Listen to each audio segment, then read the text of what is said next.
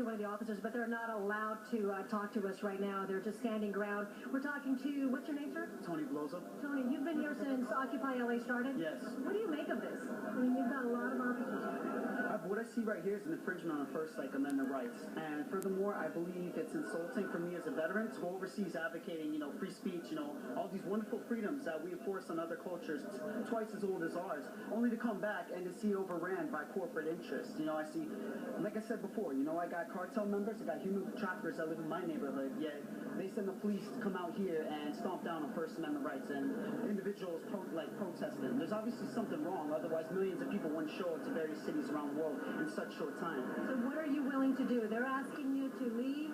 They're asking you to leave peacefully. They don't want to cause any problem. They want this to end peacefully.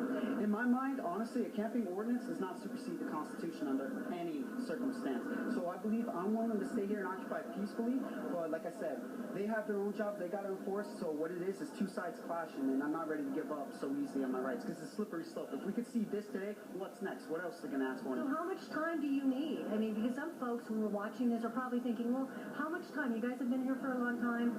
Define long time. Long time is 2 months, you know what I'm saying? Any major social change did not occur in 2 months. Like I said, so, you got the civil rights, you got the gay rights, you got Magna Carta. That stuff didn't happen overnight. The fact we have millions of people in 2 months, no movement has ever matched that type of momentum. So for the naysayers to say, oh, what do you guys stand for? Why don't you come on down? You know where we're at. Come talk to us. Do your research. Go serve in war. When I was over there, I sent to guard more oil fields than people. That says something. And now these same companies that I defended, they're here infringing my right to pursue happiness at home. It's not right. I feel that's wrong. They overstepped their bounds. What is it that you want? What do you stand for? I stand for many things. Honestly, I could go on and on, but I'll limit down to 2 things. One, and the Federal Reserve, because half of our monetary problems and social problems stem from private bankers printing money without any limit. And 2, veterans' rights, because it's an old fact that 1 out of every 4 homeless person in America is a veteran. I say that's wrong. These are the same people that we use to defend our country for good or for better or worse, and then yet they come back and they're homeless. So those are the 2 biggest things I stand for. But you're going to find a multitude of causes why people are here.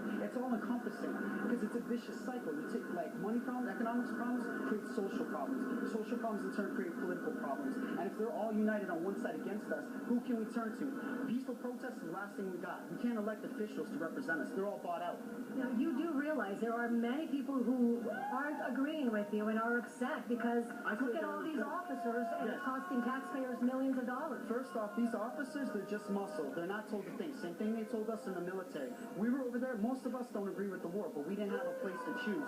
Same thing with the officers on a local level. And for people who don't agree with us, go serve in a war. Go defend the oil company, like their position in Iraq, instead of shooting at children at the same time. You know what I'm saying? I feel people who question us are ill-informed, and they refuse to believe us. But honestly, you can hide in your fancy house or drive your fancy car for so long, but what's going through Congress right now is called the National Defense Authorization Act. It's allowing the military to pursue American individuals and detain them without habeas corpus or any reason. So they can hide in their fancy little house, but it's only buying them time, because nobody's safe from us. Nobody's safe from us. So what happens now when they come in here and say, you gotta move, you gotta move, you gotta move, or else they start shooting the rubber bullets or the gas? What are you gonna do? Constitution means more to me than a personal record. I won't even spend 3 or 4 nights for standing for what I believe in. It's a small price to pay, because if we don't take a stand, then our grandchildren will be enslaved by debt, by wars for profit, by political pandering. They have no say. This is the last avenue of expression that we have. We can't vote people in. We are the change we've been waiting for since 2008. When are we going to wait for change? When?